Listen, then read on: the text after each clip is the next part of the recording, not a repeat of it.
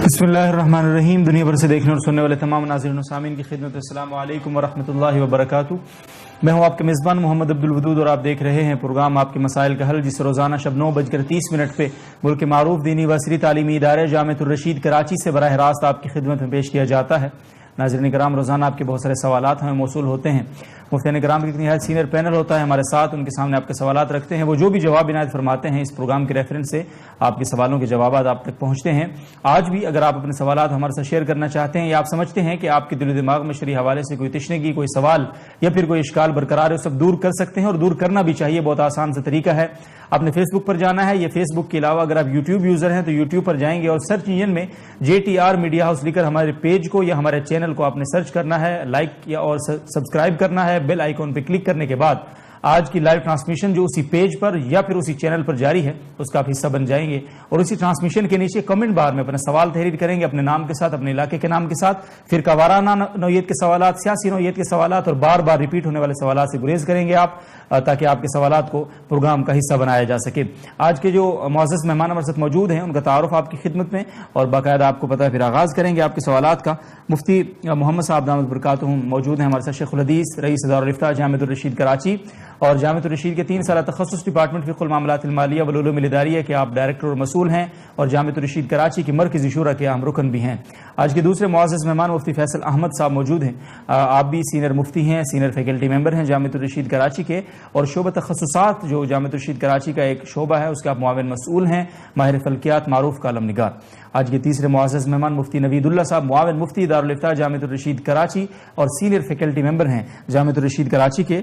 और सवालात का आगाज़ करेंगे मुफ्ती फैसल अहमद साहब से। और पहला सवाल हमसे पूछा है सबीहा असगर साहिबा ने। मुझसे ये पूछती हैं चाश्त की नमाज का सही वक्त क्या है? मेहरबानी फरमाकर घड़ी के टाइम के मुताबिक सही वक्त बयान फरमा दें। बिस्मिल्लाहिर्रहमानिर्रहीम।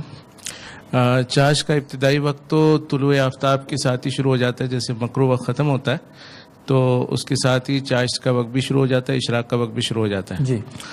अलबत्ता इसका मुस्तहब वक्त जो है वो 1/4 जी, तो तुलू से 10 मिनट बाद तक जो है ये मकरू वक्त रहेगा। फिर मकरू वक्त के गुजरने के बाद इशराक का वक्त भी शुरू हो जाएगा, चाश का वक्त भी शुरू हो जाएगा। तो ये इसका जायज़ वक्त है। उसके बाद फिर जब 1/4 यानी 1/4 जो है वो दिन का गुजर जाएगा तो फिर इसका पढ़ना मुस्तहब है। सही। तो अगर इनको घड़ी के लिहाज से तो आमतौर पे यानी अगर हम एक एवरेज 12 घंटे का दिन तसव्वुर कर लें और 6 बजे के लगभग जो है फजर तसव्वुर कर लें तो 9 बजे के बाद ये पढ़ सकती हैं। ठीक है, बहुत बहुत शुक्रिया। मुसब श्रीनगर से बिलाल अहमद साहब का सवाल है, क्या ईदगाह में नमाज जनाजा पढ़ी जा सकती? जी, ईदगाह जो है उसके अंदर नमाज जनाजा पढ़ी जा सकती है, उसमें कोई हर्ज की बात नहीं। कोई हर्ज नहीं जी, बहुत शुक्रिया। अशार जुबैरी साहब अगला सवाल पूछ रहे हैं, एक आदमी ने किसी से 10,000 रुपये कर्ज लिया और वापस नहीं कर सका। जिसने कर्ज दिया वो किसी खैर के काम में माहाना 400 रुपये देता है। 4,000 है शायद, ये 400। कर्जदार ने कहा कि ये तुम्हारी माहाना ज़कात में अदा कर दिया करूँगा और तुम्हारी वाजिबुल अदा रकम से काट लिया करूँगा। क्या इस तरह कर्ज खा की ज़कात और कर्जदार का कर्ज दोनों अदा हो जाएंगे? जी, इस तरह से हो सकता है कि ये इनको वकील बना रहे हैं कि मेरी ज़कात वो अदा करें और अपने पैसे से अदा करें और उसके बाद फिर जो है वो जब अदा कर लें तो उसको जो कर्जा है, दैन है, उसमें से काट लें। तो ऐसा हो सकता है, लेकिन इस बात को वो वक्तन फ़वक्तन यकीनी भी बनाते रहें ताकि ये ना हो कि वो समझ रहे हो ज़कात अदा हो रही है और वहाँ पे कुछ होना रहो। तो जब वो यकीनी तौर पर मालूम हो जाए तो ज़कात अदा हो जाएगी। बहुत बहुत शुक्रिया। अब्दुर्रहमान साहब रियाद से पूछते हैं, दौरान तवाफ़ अगर एहराम गिलाफ काबा के साथ लग जाए तो दम लाजिम आएगा? क्योंकि उमूमी तौर पर गिलाफ काबा पर खुशबू भी लगी हुई होती।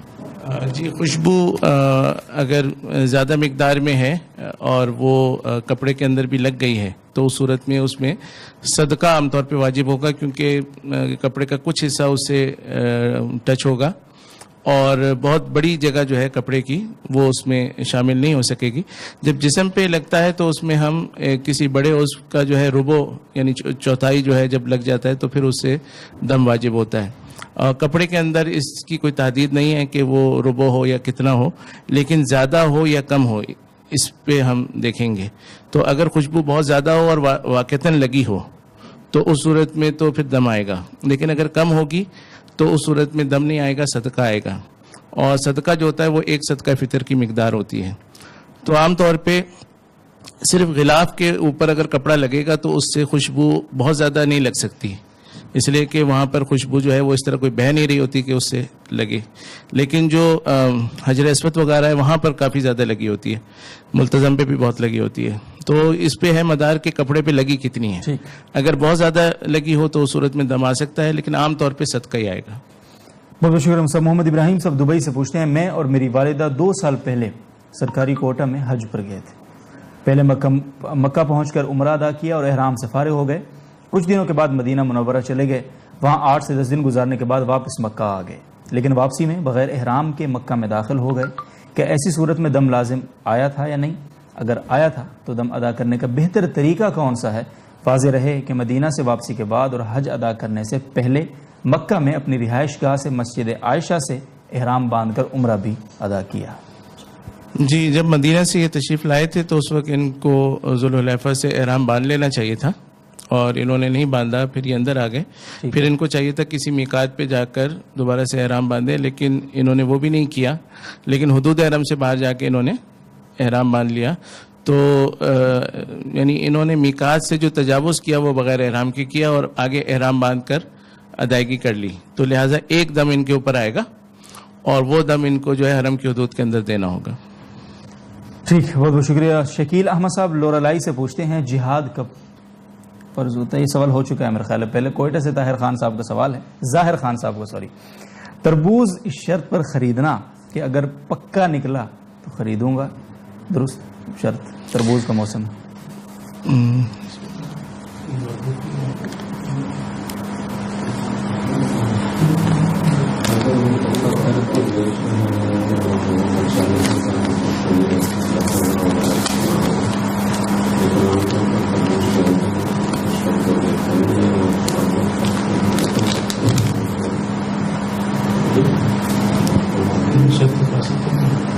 ڈسکشن چل رہی ہے سب مسئلے پر.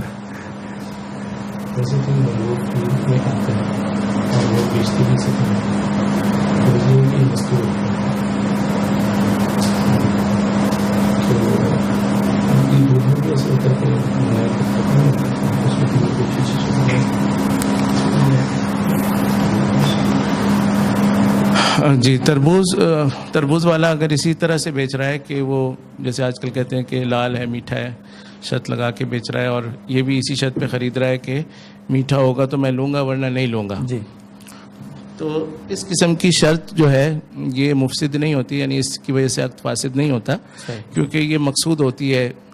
جو چیز خریدی جا رہی ہے اس کے اندر یہ چیز مقصود ہے. اس کو وصف مرغوب فی کہتے ہیں کہ جس کے اندر رغبت ہوتی ہے انسان کی. تو کیونکہ شرط لگا کر خریدا گیا تھا اور بعد میں وہ شرط واضح طور پہ موجود نہیں ہے, تو اس صورت میں ان کو واپس کرنے کا خیال ہوگا. ٹھیک, بہت بہت شکریہ صاحب. مفتی محمد صاحب کی خدمت میں سوال ہے, جدہ سے ذیشان صاحب کا. جی, مساجد کے باہر یا رستے میں یا گھر پر جو مانگنے والے ملتے ہیں کیا انہیں صدقہ دینا درست ہے؟ جبکہ غالب گمان یہ ہوتا ہے کہ انہیں مانگنے کی عادت ہے, ضرورت نہیں. جی, بسم اللہ الرحمن الرحیم. عام طور پر اس طرح راستوں پر, مساجد کے باہر, بازاروں میں مانگنے والے وہ پیشہ ور مانگنے والے ہی ہوتے ہیں, اور اپنے یعنی پیشے کے طور پر اس کو اختیار کرنا یہ بہت بری بات ہے, اور اس پر سخت وعیدیں ہیں.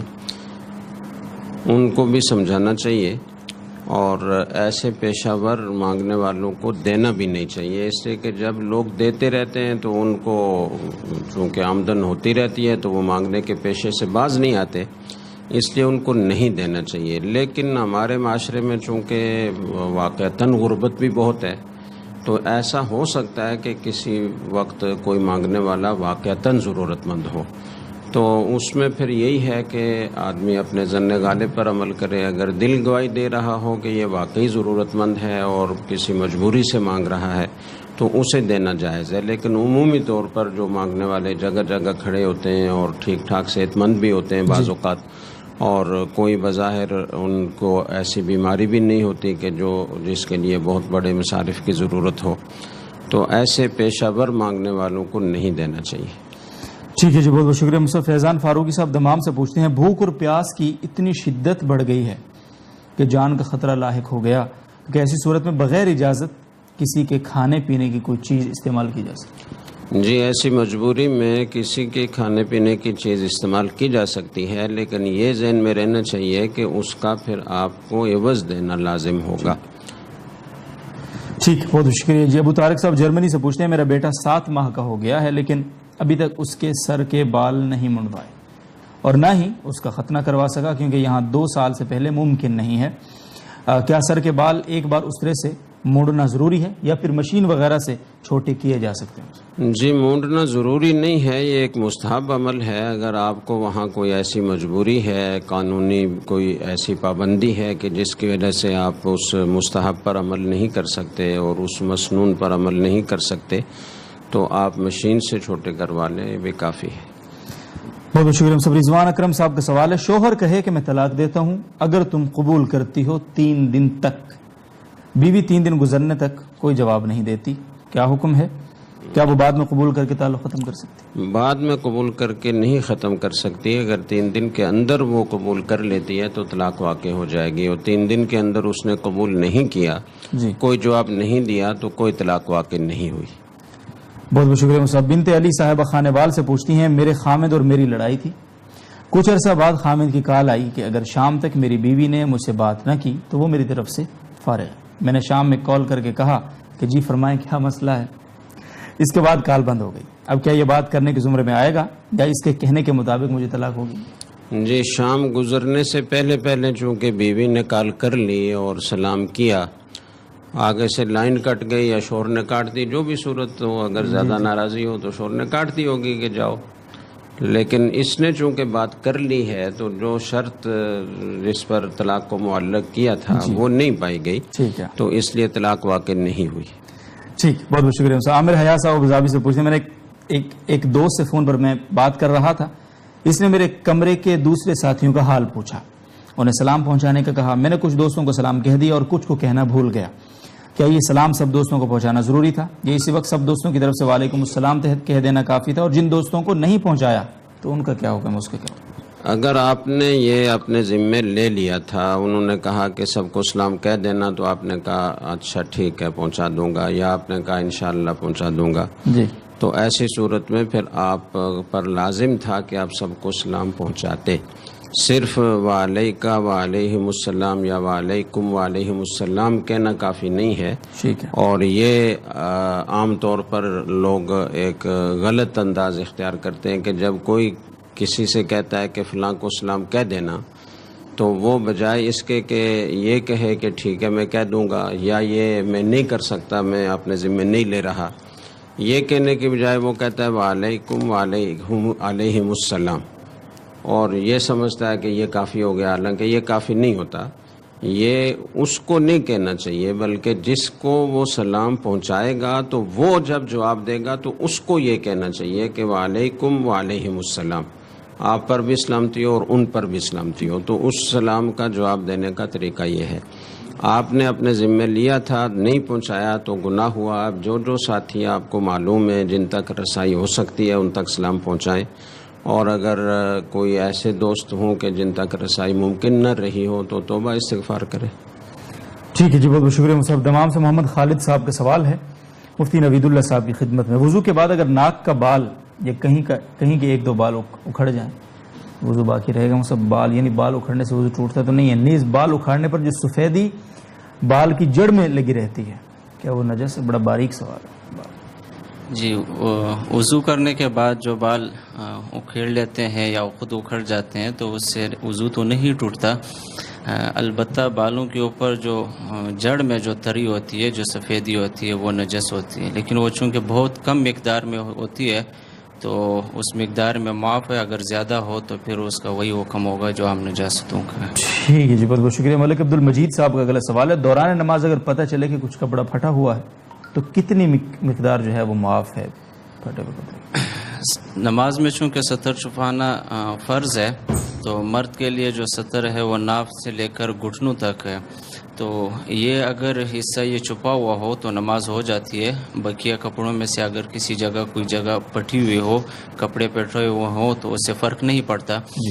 ناف سے لے کر گھٹنوں تک چونکہ سطر ہے, اس میں اگر کپڑا پٹا ہوا ہو اور وہ اس وضو کے چوتھائی کی مقدار ہو اور تقریباً 3 دفعہ سبحان ربی العظیم کی مقدار یہ رہے تو اس سے نماز فاسد ہو جاتی ہے. اگر اس سے کم ہو یا کم مقدار میں وہ رہے تو نماز فاسد نہیں ہوتی ہے. بہت بہت شکریہ صاحب. کشمیر سے رئیس احمد صاحب کا سوال ہے, ایک آدمی جماعت سے نماز پڑھ رہا ہو, اسی دوران دوسری مسجد میں مؤذن اشہد ان محمد رسول اللہ کہے اور اس آدمی نے نماز میں ہی درود پڑھ لیا, تو کیا اس کی نماز پر کوئی فرق پڑے؟ جی, جب نماز میں کسی دوسری جگہ کی اذان کا جواب دے دیا ہے تو اس سے نماز فاسد ہو جاتی ہے, تو دوبارہ لوٹانا ضروری ہے. ٹھیک ہے جی, شکریہ. ذیشان صاحب جدہ سے پوچھتے ہیں, میں مسجد پہنچا تو امام صاحب آخری قادم میں بیٹھے ہوئے تھے, میں نے تکبیر اولیٰ کہی کہ امام نے سلام پھیر دیا, کیا مجھے نیت توڑ کر اپنی نماز پڑھنی ہوگی؟ نیز اگر بیٹھا ہی تھا کہ امام نے سلام پھیر دیا تو اس صورت میں کیا کروں؟ دیکھیں, تکبیر تحریمہ کہنے کے بعد وہ نماز میں شریک ہو گیا امام کے ساتھ, لہٰذا وہ اپنی اسی نماز کو مکمل کر لے.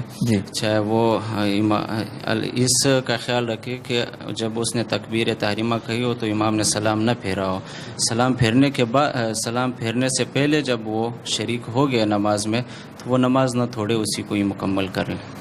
بہت بہت شکریہ. سعودی عرب سے نور محمد صاحب پوچھتے ہیں, مسبوق امام کے ساتھ درود اور دعا بھی پڑھ لے تو کیا ہوگا آخری قادم؟ اگر آخری قادم میں کبھی مسبوق اس طرح پڑھ لیتے ہیں تو اس میں حرج نہیں ہے اور اس سے نماز پر کوئی اثر نہیں پڑتا ہے, تو کبھی کبھار پڑھنے سے میں اس سے نماز فاسد نہیں ہوتی ہے, پھر اپنی بقیہ نماز مکمل کریں. ٹھیک, بہت بہت شکریہ. مومنہ اعجاز صاحبہ اسلام آباد سے پوچھتی ہیں, فجر کی اذان سے سنت کے درمیان فجر کی قضا نماز پڑھ سکتے ہیں؟ جی ہاں, قضا نماز اس دوران پڑھ سکتے ہیں. کوئی بھی نماز قضا ہوئی ہو تو پڑھ سکتے ہیں, لیکن نفل وغیرہ نہیں پڑھ سکتے. ٹھیک, بہت بہت شکریہ صاحب. نعیم اختر صاحب کا سوال ہے کہ زکوٰۃ میں تاریخ متعین کرنے کا طریقہ کیا ہے؟ زکوٰۃ جس اسلامی مہینے کو شخص صاحب نصاب بن جاتا ہے وہ اس کی تاریخ بن جاتی ہے, اور اگلے سال جب وہی تاریخ آتی ہے تو وہ صاحب نصاب اگر ہو تو اس پر زکوٰۃ فرض ہو جاتی ہے. تو یہ تاریخ یاد رکھنی چاہیے, بلکہ یاد رکھنا ضروری ہے, اس لیے کہ اگلے سال اگر ان دنوں میں وہ صاحب نصاب ہو تو زکوٰۃ انہی دنوں میں اس کے اوپر فرض ہو جاتی ہے. البتہ اگر کوئی شخص بھول گیا ہو, وہ تاریخ یاد نہ ہو, تو غالب گمان سے کوئی تاریخ متعین کر لے اور پھر اگلے سال اسی تاریخ کو جب وہ صاحب نصاب ہو تو زکوٰۃ ادا کر لے. تو بعض لوگ ایسے کرتے ہیں کہ عموماً رمضان کو ہی بنا لیتے ہیں, تو اس میں مسئلہ یہ ہوتا ہے کہ 2-3 مہینے پہلے وہ صاحب نصاب بن چکا ہوتا ہے, اس وقت اس کے پاس مال کی مقدار زیادہ ہوتی ہے تو زکوٰۃ زیادہ لازم ہو چکی ہوتی ہے, لیکن وہ رمضان کو ہی حساب کرتے ہیں, تو اس میں خطرہ یہ ہے کہ زکوٰۃ تو اس پر زیادہ لازم ہوئی ہوتی ہے, اور رمضان کے قریب اس کے مال میں اگر کمی آئی ہوتی ہے تو وہ زکوٰۃ پھر کم ادا کرتا ہے. تو یہ درست نہیں ہے. اسی جب زکوٰۃ فرض ہو, تاریخ اس کو یاد ہو, اسی تاریخ کے مطابق زکوٰۃ ادا کرنی چاہیے, حساب کرنا چاہیے. البتہ اگر کوئی شخص یہ کر لیتا ہے کہ 2 مہینے 1 مہینے پہلے جس تاریخ کو وہ صاحب نصاب بنتا ہے عموماً وہ بنا ہو, حساب اسی دوران کر لیتا ہے, زکوٰۃ متعین کر لیتا ہے رقم, پھر ادائیگی رمضان میں کر لیتا ہے ثواب کی نیت سے, تو وہ ٹھیک ہے, وہ درست ہے. ٹھیک, بہت بہت شکریہ. مفتی فیصل احمد صاحب کی خدمت سوال ہے. ابو محمد صاحب ملتان سے پوچھتے ہیں, ایک شخص نے کاروبار شروع کیا, وہ کریانے کی اشیاء ایک پیکٹ کی صورت میں فروخت کرتا ہے, بازار میں اشیاء کی قیمت 1040 ہے اور یہ آدمی 1000 میں فروخت کر رہا ہے, اور ساتھ یہ بتاتا ہے کہ جو یہ پیکٹ لے گا اس کا نام قرآن اندازی میں شامل بھی ہوگا. جب 16000 پیکٹ فروخت ہو گئے تو قرآن اندازی ہوگی, اور 80% یعنی 12800 کو فی شخص 10,000 تک کا انعام یا انعامی رقم دی جائے گی. کیا یہ کاروبار درست ہے؟ نیز جو 1000 کا پیکٹ ہے اس میں کچھ سامان ایسا ہے جو میری ضرورت کا نہیں ہے بلکہ صرف انعام کی خاطر خرید رہا ہوں کہ قرآن اندازی میں نام آئے گا اور انعام نکلے گا, تو درست ہے مسئلہ اس طرح؟ یہ صورت جو انہوں نے بیان فرمائی یہ سمجھ میں نہیں آئی ہے, یہ ممکن نہیں ہے. یعنی انہوں نے یہ فرمایا کہ 1000 میں وہ بیچ رہا ہے اور مارکیٹ میں 1040 کا ہے, اور اس طرح سے اس میں قرآن اندازی میں نام شامل ہو رہا ہے. پھر یہ کہ جب وہ 16000 پیکٹ بک جائیں گے تو 16000 پیکٹ یعنی 16000 افراد نے خریدے ہیں, تو ان میں سے 80% افراد کو ہر ایک کو 10,000 روپے ملیں گے. تو جس سے 1000 کا اسے بیچا ہے اور اس میں ظاہر ہے وہ سارا نفع بھی نہیں ہے, تو اس کو 10,000 کیسے دیے جا سکتے ہیں؟ تو اول تو یہ سوال سمجھ میں نہیں آیا, یعنی یہ کسی کاروبار کا یہ فارمولہ نہیں ہو سکتا. اچھا, دوسری بات یہ کہ یہ اسی قسم کی چیزیں عام طور پہ نیٹ ورک مارکیٹنگ میں ہوتی ہیں, اور اس میں یہ ہوتا ہے کہ وہ یعنی جو خریدار ہوتا ہے اسی کے ذمے لگاتے ہیں مزید لوگوں کو لاؤ. تو ہو سکتا ہے کہ انہوں نے سوال جو ہے تھوڑا سا اس کو آگے پیچھے کیا ہو اور اصل مسئلہ یہ نیٹ ورک مارکیٹنگ کی طرح کا ہو. تو اگر یہ نیٹ ورک مارکیٹنگ کی طرح کی صورت ہے کہ اس میں گاہک خود آگے دوسروں کو لائے گا اور اس کے نتیجے میں کچھ پیسے جو ہے وہ تقسیم ہوتے رہیں گے, تو وہ اس کے بارے میں ہمارے یہاں سے عدم جواز کا اور بہت سارے اداروں کی طرف سے عدم جواز کا ہے, اور سیکورٹی اینڈ ایکسچینج کمیشن کی طرف سے بھی اس پر یعنی قانونی طور پر پابندی تو نہیں ہے, لیکن اس کے غیر قانونی ہونے کے نوٹسز جاری ہو چکے ہیں. تو اگر یہ اسی قسم کا کوئی کاروبار ہے, کیونکہ یہ جس طرح انہوں نے کہا کہ جو سامان ہے کریانے کا نام تو لیا انہوں نے, لیکن ساتھ میں کہا کہ کچھ چیزیں وہ غیر ضروری ہوتی ہیں, تو عام طور پہ اس کی پروڈکٹ بھی ایسی ہی ہوتی ہے. تو یہ ہو سکتا ہے کہ یا تو نیٹ ورک مارکیٹنگ کی کوئی صورت ہو یا اس سے متاثرہ کسی شخص نے کچھ اس طرح کا سسٹم بنایا ہو. اگر یہ بالکل وہی طرز ہے تو یہ غلط ہے, اور جو انہوں نے صورت بتائی ہے یہ دنیا میں ہو نہیں سکتی, ممکن نہیں. ٹھیک, بہت بہت شکریہ. ماریہ ندیم صاحبہ کراچی سے پوچھتی ہیں کیا سافٹ ویئر انجینئرنگ کی جو جاب ہے وہ بینک کے اندر کرنا جائز ہے؟ بینک میں دیکھیں, بینک کے اندر یعنی بینک سے مراد ان کی غالباً سودی بینک ہوگا. اسلامی بینک میں تو ظاہر جائز ہوگا, اور سودی بینک کے اندر سافٹ ویئر انجینئر کی جو جاب ہے اس کا تعلق اس سے ہوگا کہ اس کا جاب ڈسکرپشن کیا ہے. ٹھیک ہے, تو سافٹ ویئر انجینئر کو جب وہ رکھ رہے ہیں تو بظاہر وہ اس سے سافٹ ویئر بنواتے بھی ہوں گے اور انہیں اپڈیٹ بھی کرواتے ہوں گے, اس میں نئے آپشنز بھی ڈلواتے ہوں گے وغیرہ, اس طرح کے کام ہوں گے. اور بینک کے اندر سافٹ ویئر بہت سارے استعمال ہو رہے ہوتے ہیں جن میں میجر سافٹ ویئر جو ہوتے ہیں وہ یہی سودی معاملات کے ہوتے ہیں. تو اگر تو ان کے جاب ڈسکرپشن میں زیادہ کام یہی ہے اور تھوڑا بہت کام کچھ اور ہے, جیسے حاضری کا بھی سافٹ ویئر ہو سکتا ہے اور سافٹ ویئر بھی ہو سکتے ہیں, تو پھر تو ان کی نوکری ٹھیک نہیں ہے اور ان کی تنخواہ بھی ظاہر حرام ہوگی. ٹھیک ہے, اور اگر ایسا نہیں ہے بلکہ ان کے ذمہ کوئی ایسا یعنی آئی ٹی ڈپارٹمنٹ کا کوئی ایسا کام ہے جس کا براہ راست سودی معاملے سے تعلق نہیں ہے, تو پھر اس کی گنجائش ہو سکتی ہے. لیکن جب ان کو اللہ تعالیٰ نے سافٹ ویئر انجینئر بنا دیا تو ان کو بینک میں جانے کی ضرورت کیا ہے؟ تو اتنے استعداد کے آدمی کے لیے تو مارکیٹ بہت بڑی ہے, تو ان کو کوشش کرنی چاہیے کہ ایسے کام سے جس کی علماء گنجائش بھی دے رہے ہوں تو اس سے بھی بچتے ہوئے خالص جو جائز صورتیں ہیں ان کو اختیار کریں. ٹھیک ہے, بہت بہت شکریہ. مصعب گجرات سے مبشر صاحب پوچھتے ہیں ایک سافٹ ویئر ہے جس کا نام ہے ٹیز, اس کے ذریعے بہت سارے لوگ پیسے جیتتے ہیں, کیا یہ جائز ہے؟ اس کا طریقہ یہ ہوتا ہے کہ پہلے سافٹ ویئر ڈاؤن لوڈ کیا جاتا ہے, پھر اس میں ڈیٹیلز ڈالی جاتی ہیں جیسا کہ ہر ایپ میں ہوتا ہے. اس میں ایک چیز مزید ہوتی ہے کہ اپنا اے ٹی ایم نمبر بھی ڈالنا ہوتا ہے جس سے اس بینک کا ان سے رابطہ جڑ جاتا ہے. اب آگے اس ایپ کے ذریعے ایک دوسرے کو پیسے بھیج جاتے ہیں, کم از کم 150 روپے. جب کوئی 150 بھیجتا ہے تو اسے کوپن ملتا ہے, اس کو کھولنا ہوتا ہے. کبھی اس میں سے کچھ روپے نکلتے ہیں اور کبھی نہیں نکلتے. جی, خلاصہ ان کے سوال کا یہ ہے کہ ان کا جو ایک سافٹ ویئر استعمال ہوتا ہے وہ منی ٹرانسفر کے لیے ہوتا ہے. جیسے ہمارے یہاں اومنی وغیرہ ہیں, اس طرح کا ایک منی ٹرانسفر کا ایک سافٹ ویئر ہے, اور وہ ڈائریکٹ بینک سے اس کا تعلق ہو جاتا ہے اور بینک سے ہی وہ پیسے لے کر آگے پیچھے کرتا رہتا ہے. تو منی ٹرانسفر کی ایپ کا استعمال کرنا جائز ہے, اور منی ٹرانسفر کرنے والی کمپنی جو ہے اس پر اگر کوئی کمیشن وغیرہ لیتی ہے تو وہ بھی جائز ہے.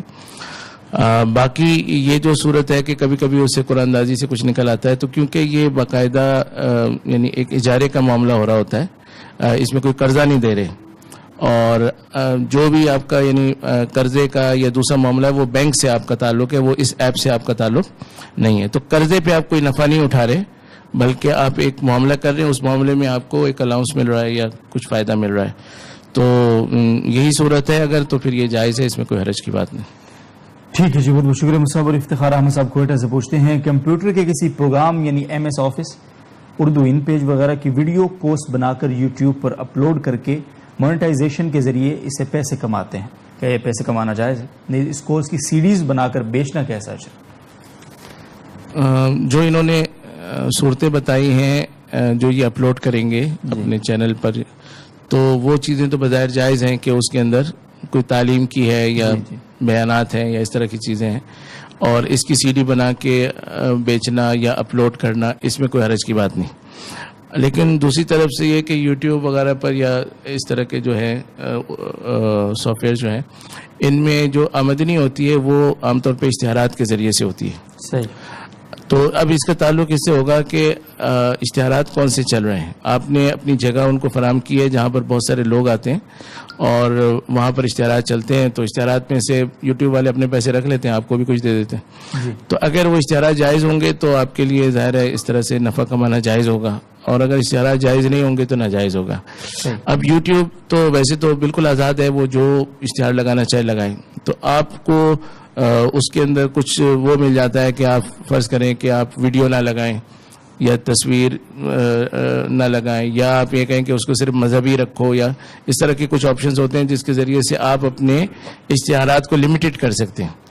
تو اگر اس میں بالکل جواز کی کوئی صورت بنتی ہو تو پھر آپ کے لیے کمانا جائز ہوگا, اور اگر جواز کی صورت نہ بنتی ہو تو پھر آپ اگر یہ کام کریں گے اور زیادہ تر حلال مل رہا ہو تو پھر آپ کا یہ عمل تو بہرحال مکروہ ہوگا, لیکن آپ کی آمدنی میں پھر ہم دیکھ لیں گے کہ کتنا حلال آ رہا ہے اور کتنا حرام آ رہا ہے. اور میں اس میں یہ بھی عرض کر دوں کہ اس میں مثلاً آپ اگر اس کو زیادہ کوئی بہت نیک آدمی ہوگا تو وہ کہے گا مذہبی چیزیں اشتہار آئیں, تو مذہبی چیز میں سب سے پہلے بائبل کا اشتہار آ جائے گا, تو یا پھر قادیانیوں کا کوئی قرآن ہوگا اس کا آ جائے گا, یعنی وہ جو چیزیں نیٹ پہ زیادہ چل رہی ہیں وہ آئیں گے. تو اس لیے یہ نہیں کہا جا سکتا کہ آپ اس کے مذہبی کی شرط بھی لگا دیں تو وہ بالکل ٹھیک ہوگا یا نہیں ہوگا. تو جو لوگ اس پر بڑی نظر رکھنے والے ہیں ان سے مشورہ کیا جائے. اگر کوئی جائز صورت بنتی ہے تو جب آپ جائز مواد ڈال کر لوگوں کو متوجہ کریں گے اور وہاں سے جائز اشتہار لگے گا تو آپ کے لیے آمدنی جائز ہوگی. اور اگر آپ کا کام تو ٹھیک ہے لیکن وہاں سے آمدنی کے ذرائع جو ہیں وہ ٹھیک نہیں ہیں تو پھر آپ کے لیے پیسے لینا ٹھیک نہیں ہوگا. ٹھیک ہے, بہت بہت شکریہ مصطفیٰ, جزاکم اللہ. اور پچھلا جو سوال تھا اس میں وہ جو بینک لنک کی بات ہوئی تھی کہ وہ مانگ لیتے ہیں, اس حوالے مجھے ایک بات یاد آئی, میں اپنے ناظرین کے لیے عرض کر دیتا ہوں کہ آج کل ایک بہت ہی ایک کوئی گینگ ہے وہ بہت پھیلا ہوا ہے, نمبر سے فون کرتا ہے اور کہتا ہے ہم پاک آرمی والے بول رہے ہیں, تو آپ کے وہ صرف بینک ڈیٹیلز مانگتے ہیں بس, اور کچھ بھی نہیں پوچھتے. تو ہمارے ایک عزیز ہیں, ان کے 9 لاکھ روپے اس طرح نکال لیے گئے بینک سے, اور یہ میں اپنے ناظرین سے کہوں گا, اور میرے بہت ہی قریبی میرے فیملی ممبر, ان سے بھی کل پرسوں اکاؤنٹ ڈیٹیل اس طرح لے لی گئی تھی, لیکن وہ ہم نے پھر وہ پاسورڈ چینج کیا سارا. تو میں اپنے ناظرین سے یہ عرض کروں گا کہ اس طرح کے کوئی بھی اگر آپ کو فون آتا ہے پاک آرمی کے نام سے اس طرح سے, اور ISPR بھی اس کی تردید کر چکا ہے, تو آپ اس نمبر کو ISPR میں رپورٹ بھی کر سکتے ہیں, اور اس سے احتیاط بھی کرنی چاہیے. اپنی اکاؤنٹ ڈیٹیلز کسی کو نہ دیں, یہ پاک آرمی کے نام پر لوگ دھوکہ کر رہے ہیں, ایسی کوئی حقیقت نہیں ہے. یہ ہم چونکہ ہمارے سامنے ہیں چیزیں, اس لیے یاد آ گیا تو شیئر کر دیے, افادہ عام کے لیے. مفتی محمد صاحب کی خدمت. ATM مشینوں میں بھی بعض دفعہ یہ اس طرح کے میسیجز آ رہے ہیں کہ اس طرح سے فراڈ ہو رہے ہیں, تو آپ خیال کریں. اور میسیجز عام طور پہ جنہوں نے فون نمبر دیے ہوتے ہیں تو ان کے سیل نمبر پہ بھی آ رہے ہیں. جی بالکل. تو ٹھیک ہے, بہت بہت شکریہ صاحب. مفتی محمد صاحب کی خدمت سوال ہے, بہت لمبا سارا سوال ہے عامر حیات صاحب کا ابوظہبی سے.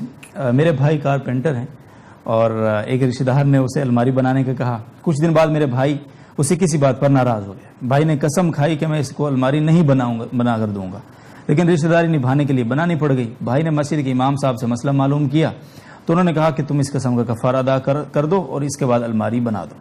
انہوں نے 20 مسکینوں کا کفارہ تقریباً 5000 بنتا ہے, یہ رقم اپنی مسجد کو دے دو, کیونکہ مسجد کو سولر سسٹم کی ضرورت ہے. مسجد کا کام بھی ہو جائے گا, کفارہ بھی ادا ہو جائے گا. ہمارے بھائی نے وہ رقم مسجد میں دے دی. بعد میں سنا کہ مسجد میں رقم دینے سے کفارہ ادا نہیں ہوتا. تو کیا اس طرح کفارہ ادا ہوا یا نہیں ہوا؟ اگر نہیں ہوا تو اب وہ کفارہ کس کو ادا کرنا ہوگا, بھائی صاحب کو یا امام صاحب کو؟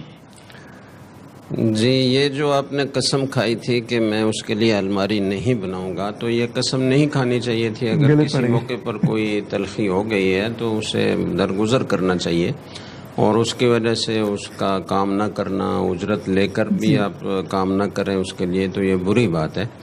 لیکن بہرحال آپ نے قسم کھائی تو وہ قسم ہو گئی جی. اور اس کے بعد جب آپ الماری بنا کر دیں گے تو آپ حانث ہو جائیں گے اور اس کا کفارہ ادا کرنا پڑے گا.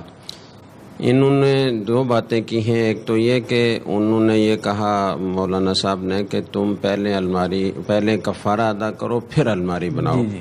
تو یہ انہوں نے درست نہیں کہا. اس میں اگرچہ اختلاف ہے کہ اگر کوئی آدمی کسی کام سے باز رہنے کے لیے قسم کھاتا ہے تو پھر وہ کفارہ ادا کر کے وہ کام کرے تو اس کی گنجائش ہوگی, وہ کفارہ ادا ہو جائے گا یا نہیں ہوگا. تو راجح یہ ہے کہ نہیں ہوگا.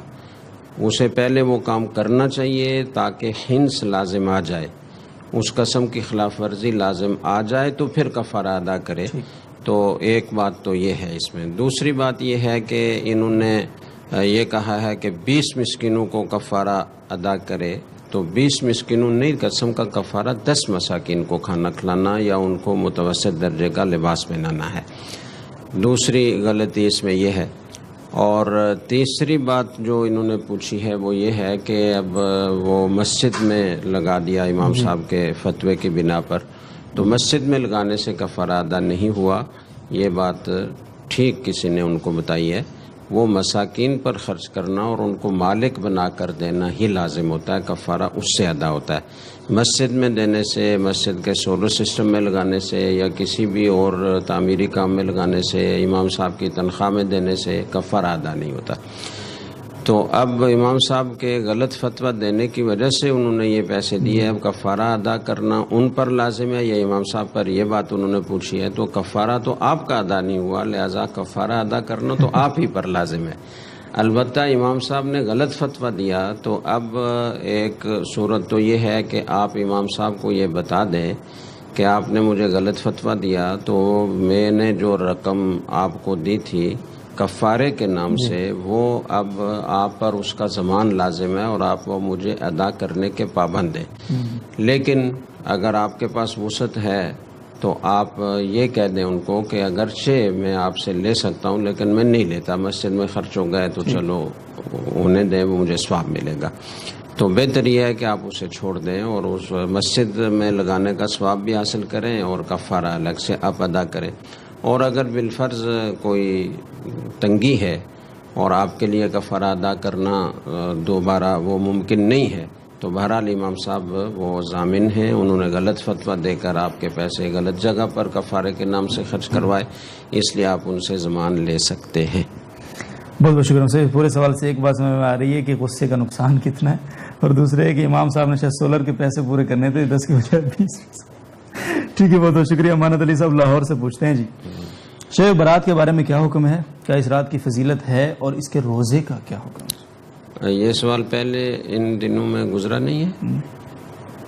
15 شعبان کے روزے کے حوالے سے گزرا تھا، لیکن رات کے حوالے سے 15 شعبان کا روزہ کیا جواب دیا گیا تھا؟ شب برات کے بارے میں لوگ افراط و تفرید کا شکار ہے. میں خلاصہ بیان کرتا ہوں، اس میں کافی تفصیلات ہیں لیکن ظاہر ہے یہاں اس کی گنجائش نہیں ہے. افراد تو اس میں یہ ہو رہا ہے کہ بہت سارے لوگ وہ اس رات کو، خاص طور سے جو 15 شعبان کی رات ہوتی ہے، اس میں ایک میلے کا سما بنا لیتے ہیں. وہ حلوے پکاتے ہیں، اچھے کھانے پکاتے ہیں، پٹاخے چھوڑتے ہیں، چراغاں کرتے ہیں، اور قبرستان جو کہ عبرت حاصل کرنے کی جگہ ہے وہاں بھی لائٹنگ کر کے تو وہ ایک اللہ گلا، ایک پورا ایک میلہ لگا ہوتا ہے. تو یہ سی چیزیں تو بالکل ٹھیک نہیں ہیں، ان کا کوئی ثبوت نہیں ہے. دوسری طرف تفریط یہ ہو رہی ہے کہ بعض لوگ یہ کہتے ہیں کہ جی شب برات یا 15 شعبان کی رات کی کوئی فضیلت ہے ہی نہیں اور اس کی کوئی بالکل اصل نہیں ہے. یہ دونوں باتیں غلط ہیں. یہ جو چیزیں میں نے گنوائی ہیں ان کا تو کوئی ثبوت نہیں ہے اور یہ گناہ کے کام ہیں، ان سے بچنا لازم ہے. ٹھیک ہے، لیکن نفس فضیلت 15 شعبان کی رات کی وہ ثابت ہے اور اس کے بارے میں بہت ساری احادیث ہیں. صحیح. کوئی 13 احادیث محدثین نے اس سلسلے میں ذکر فرمائی ہیں. ان میں بعض صحابہ اکرام کے آثار بھی ہیں لیکن 10-11 احادیث ہیں جو مرفوع احادیث ہیں. ٹھیک ہے. تو اتنی ساری احادیث میں جو مضمون بیان کیا گیا ہو اس بارے میں ایک اصول یہ ہے کہ اگر کوئی روایت فی نفس ہی ضعیف بھی ہو تو اگر وہ متعدد طرق سے اگر مروی ہے تو اس تعدد طرق کی وجہ سے اس کو تقویت مل جاتی ہے اور کبھی کبھی وہ روایت حسن درجے تک پہنچ جاتی ہے. اور اگر وہ روایت سند کے اعتبار سے حسن درجے تک نہ بھی پہنچے تو اس میں جو مضمون ہوتا ہے وہ کم از کم حسن درجے تک پہنچ جاتا ہے اور وہ درست ہوتا ہے. ٹھیک ہے. دوسری بات یہ ہے کہ جو چیز امت میں ہمیشہ عمل میں چلی آ رہی ہو، ہر زمانے میں لوگ اس پر عمل کر رہے ہوں، تو اس کے بارے میں اگر حدیث ایک ہی سند سے مروی اور وہ بھی ضعیف ہو تو بھی اس کو تقویت مل جاتی ہے. اس کو کہا جاتا ہے تلقی بالقبول.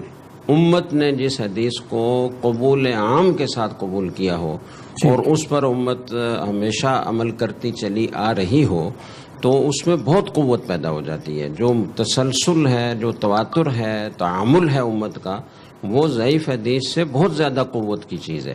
تو اس کی وجہ سے اس میں بہت زیادہ قوت آ جاتی ہے. تو یہ 15 شعبان کی رات ایسی ہے کہ اس میں ہمیشہ اسلاف اور صلحاء وہ اس میں عبادت کا اہتمام کرتے رہے ہیں. نمازیں پڑھنا اپنے طور پر تنہا اور اس کی کوئی خاص شکل اختیار نہ کرنا. جیسے کہ بعض لوگوں نے ایک نماز گھڑ لی ہے کہ 100 رکعت پڑھیں اور اس میں 1000 دفعہ سورہ اخلاص پڑھیں یا اس طرح کی کچھ اور چیزیں، تو ان کا کوئی ثبوت نہیں ہے. جیسے عام نفل نماز پڑھی جاتی ہے اور ایک انفرادی عبادت ہے، اس میں کوئی اجتماعی شکل اختیار کرنا بھی درست نہیں ہے، اس کا کوئی ثبوت نہیں ہے. تو اسلاف نے، صلحاء نے ہمیشہ عبادت کا اہتمام کیا. آپ نفل پڑھیں، تلاوت کریں، ذکر کریں، دعا کا اہتمام کریں. آپ صلی اللہ علیہ وسلم نے یہ فرمایا کہ اس رات میں آجال کے فیصلے ہوتے ہیں، تو اس لیے اس میں عبادت کا اہتمام کرنا چاہیے. اور بعض روایات میں یہ آتا ہے کہ شعبان میں، پورے شعبان ہی میں فضیلت ہے. اور یہ آتا ہے کہ اعمال اوپر آسمان کی طرف جاتے ہیں، اللہ کی بارگاہ میں پیش ہوتے ہیں. تو میں چاہتا ہوں کہ میں جب میرے اعمال پیش ہوں تو میں روزے سے ہوں. تو اس لیے شعبان کے پورے مہینے میں آپ صلی اللہ علیہ وسلم روزہ رکھنے کا اہتمام کرتے تھے. اس پر پہلے ایک کلپ اگر تیار کیا ہوگا تو آ بھی چکا ہے، میں نے تفصیل سے اس کو بیان کیا تھا کہ پورے شعبان میں روزے رکھتے تھے. پورے شعبان میں روزے رکھنے کا مطلب ہے، اگلے جملے میں اس کی تفسیر ہے کہ زیادہ تر مہینہ روزے سے گزرتا تھا. تھوڑے سے دن ایسے ہوتے تھے کہ جس میں آپ روزہ نہیں رکھتے تھے. تو اس لیے اگر رات کی عبادت کا اہتمام کیا جائے تو یہ بہت اچھی بات ہے، فضیلت کی چیز ہے. عام راتوں سے اس میں فضیلت موجود ہے اور متعدد احادیث سے اس کا ثبوت ملتا ہے. بلکہ بعض حضرات نے ان میں سے بعض روایات کو بالکل معتبر بھی قرار دیا ہے. امام بہقی رحمہ اللہ تعالیٰ نے ایک مرسل روایت ذکر کی ہے اور اسے مرسل جید کہا ہے. اسی طریقے سے بعض روایات کے سارے رجال ثقہ ہیں، اور ایسے ہی بعض دوسری روایات ہیں کہ جن میں صرف ایک راوی وہ غیر ثقہ ہے. لیکن غیر ثقہ کا مطلب یہ نہیں ہے کہ وہ بالکل ضعیف ہے اور ناقابل اعتبار ہے. تو اس روایت کو بھی حسن درجے کا قرار دیا گیا ہے. اور اس کے ساتھ تیسری بات ایک یہ بھی ہے کہ اگر حدیث ضعیف ہو اور وہ متعدد طرق بھی اس کے نہ ہوں، مختلف اسانید سے وہ ثابت نہ ہو، تو بھی اگر وہ شدید ضعف نہیں ہے، بہت زیادہ ضعیف نہیں ہے، تو فضائل میں وہ بھی قابل قبول ہوتی ہے اور اس پر عمل کیا جا سکتا ہے اور ثواب کی امید رکھی جا سکتی ہے. تو ان ساری باتوں کا حاصل یہ ہوا کہ 15 شعبان کی رات کی فضیلت یقینی طور سے ثابت ہے اور اس میں عبادت کا اہتمام کرنا چاہیے. یہ امت کا مسلسل عمل چلا آ رہا ہے. جہاں تک بات ہے 15 شعبان کے روزے کی، تو اس بارے میں زیادہ تر علماء یہ کہتے ہیں کہ ایک ہی روایت ہے اور وہ ضعیف ہے، اور ایک ہی روایت ہو اور وہ ضعیف ہو تو اس سے فضیلت ثابت نہیں ہوتی. اس لیے اس کی خاص فضیلت سمجھ کر روزہ نہیں رکھنا چاہیے. لیکن چونکہ شعبان میں کثرت سے روزہ رکھنے کا حکم ہے اور آپ صلی اللہ علیہ وسلم کا معمول رہا ہے، تو اس لیے اگر کوئی اس کثرت پر عمل کر رہا ہے، پہلے بھی کئی دن اس نے روزے رکھے ہیں اور وہ ایک دن 15 شعبان کا بھی روزہ رکھ لیتا ہے، یا کسی کا ایام 20 کے روزے رکھنے کا معمول ہے اور اس بنا پر وہ 13, 14, 15 شعبان کو روزہ رکھ لیتا ہے، تو اس میں کوئی حرج کی بات نہیں ہے. ٹھیک ہے. البتہ عوام کو 15 شعبان کے بعد روزہ نہیں رکھنا چاہیے، اس لیے کہ ایک صحیح روایت میں یہ آتا ہے کہ اذا انتصف شعبان فلا تصوموا، جب نصف شعبان ہو جائے تو پھر روزہ نہ رکھو. آپ صلی اللہ علیہ وسلم تو نصف کے بعد بھی رکھتے تھے، لیکن آپ کو قوت حاصل تھی اور آپ کے لیے روزہ رکھنے میں کوئی کراہت نہیں تھی، ضعف لاحق ہونے کا اندیشہ نہیں تھا، آپ کو روزہ رکھنے کی عادت تھی. لیکن عام طور پر لوگ اگر نصف شعبان کے بعد زیادہ روزے رکھیں گے تو اس کا اندیشہ ہے کہ ضعف لاحق ہوگا اور پھر آگے رمضان میں ان کو دقت پیش آئے گی. تو یہ اس کی تھوڑی سی تفصیل ہے. ٹھیک، بہت بہت شکریہ صاحب، جزاک اللہ. اور اگلا سوال آپ ہی کی خدمت میں ہے، اور سوال ہم سے اگلا پوچھا ہے کس نے، ہمارے پاس نام ہوگا معاویہ وقاص. معاویہ وقاص، پلیز. وہ وقت صاحب کا سوال ہے مصعب، وہ یہ پوچھتے ہیں لوح قرآنی کے نام پر تعویذ بہت عام ہے، اس میں 9 خانے بنا کر 8 خانوں میں حروف مقطعات لکھے جاتے ہیں اور 9 پر آمین لکھا جاتا ہے۔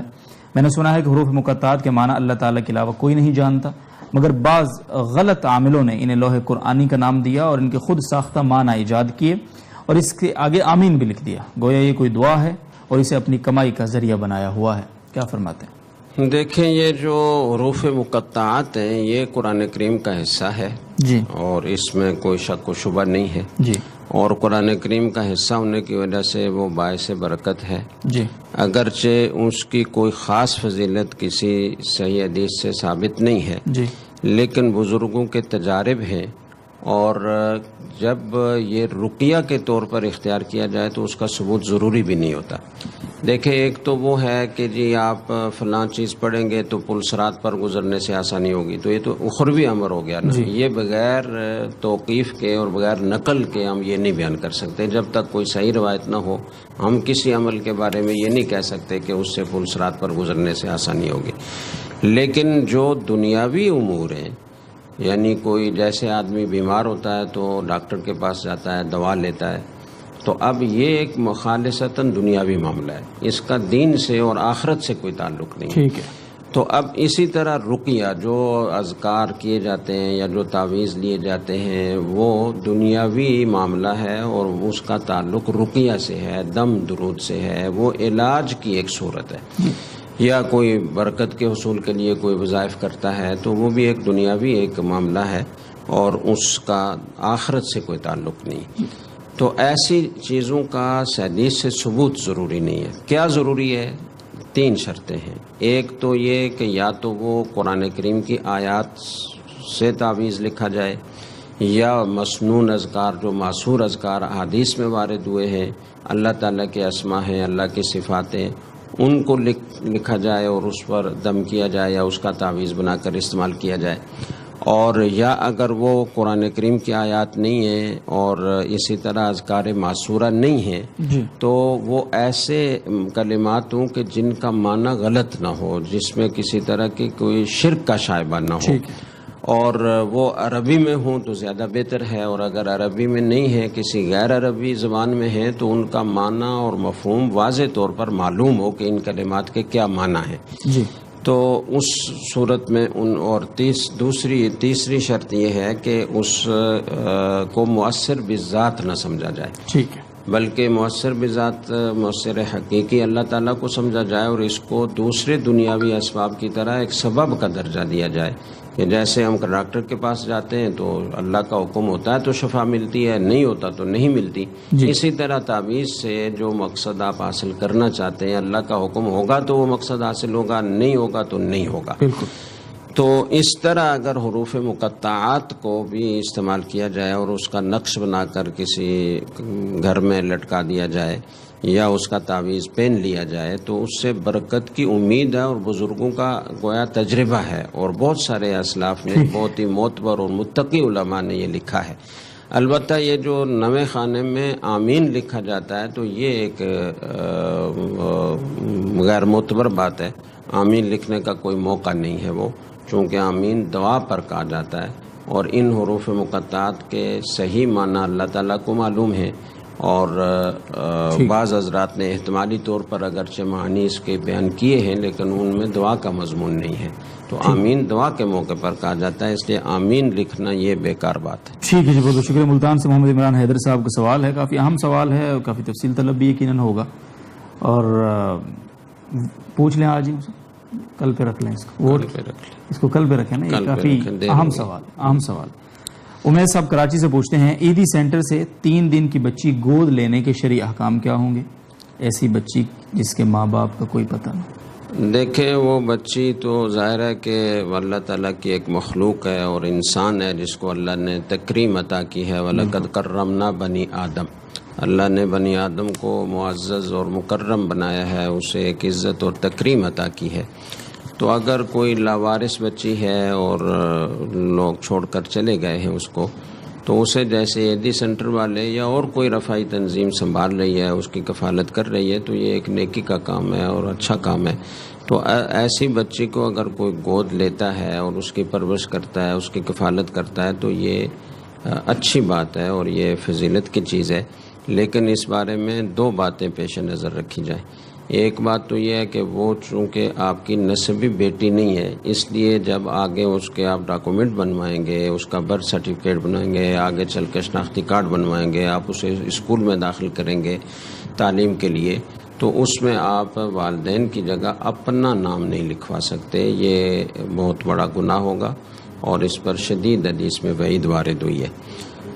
اور یہ ہو سکتا ہے کہ آپ اس کی ولدیت کی جگہ پر عبداللہ لکھوا دیں، اس لیے کہ عبداللہ ہر بندہ ہر انسان عبداللہ ہے، تو جو اس کا حقیقی والد ہوگا وہ بھی اللہ ہی کا بندہ ہے. تو یہ کیا جا سکتا ہے، لیکن گود لینے والے اپنا نام لکھوائیں اس کی ولدیت میں، یہ جائز نہیں ہوگا.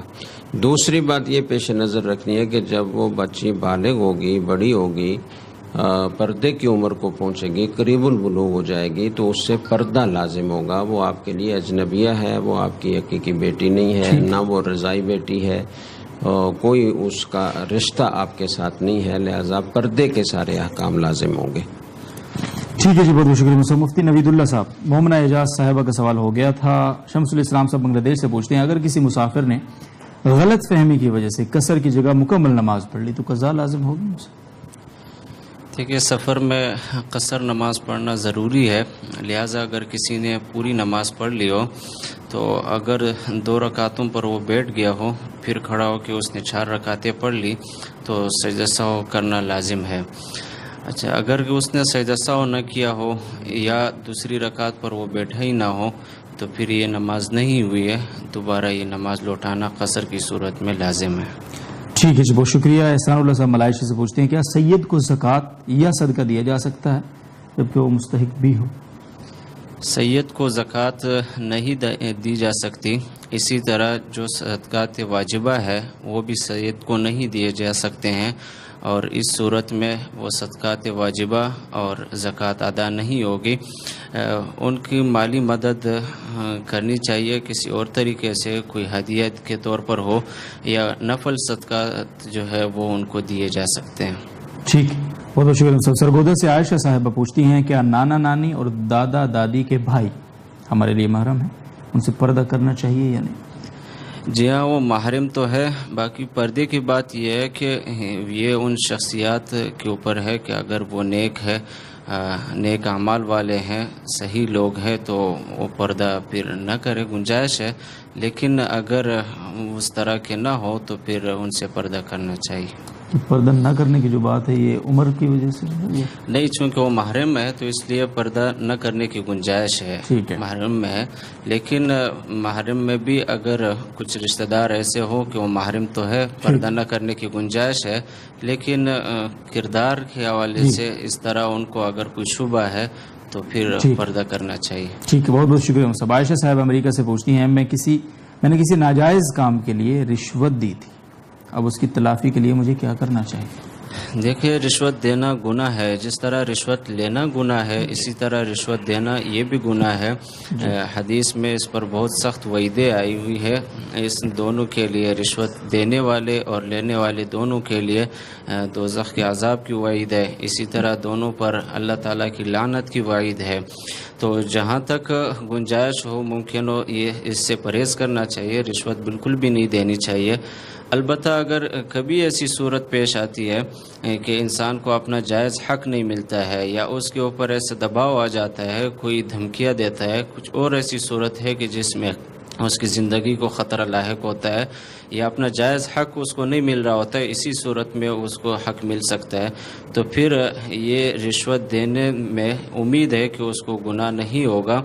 البتہ اگر ایسی صورتیں نہ ہو، ویسے بھی کام ہو سکتا تھا، تو رشوت دینے کا چونکہ بہت بڑا گناہ ہے تو اس پر توبہ و استغفار کرنا لازم ہے. ٹھیک، بہت بہت شکریہ صاحب. مفتی محمد صاحب دامت برکاتہ، مفتی فیصل احمد صاحب، مفتی نوید اللہ صاحب، بہت بہت شکریہ. تمام ناظرین و سامعین، آپ کا بہت بہت شکریہ. پروگرام کا وقت ختم ہوا چاہتا ہے، اجازت